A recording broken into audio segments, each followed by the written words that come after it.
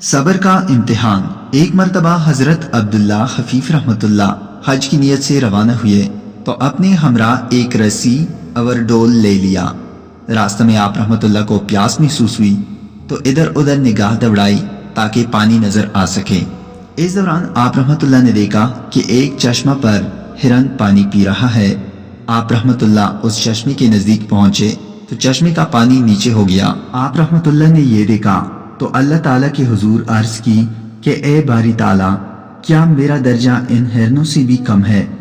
غیب سے ندا آئی کہ ہرنوں کے پاس چونکہ ڈول اور رسی نہ تھی، اس لیے ہم نے پانی کو ان کے نزدیک کر دیا، جبکہ تمہارے پاس ڈول اور رسی موجود ہے، جس کی وجہ سے ہم نے پانی کو تم سے دور کر دیا۔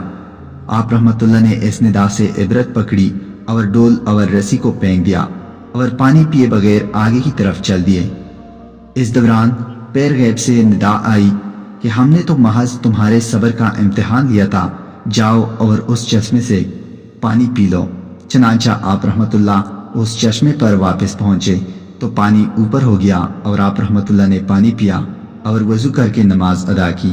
آپ رحمۃ اللہ نے اس پانی کے وضو سے حج ادا کیا اور مدینہ منورہ حاضر ہوئے۔ صبر کرنے میں کوئی مصیبت نہیں اور رونے دھونے میں کوئی فائدہ نہیں۔ بے شک جو لوگ صبر کرتے ہیں اللہ تعالیٰ ان لوگوں کو بہت پسند کرتا ہے۔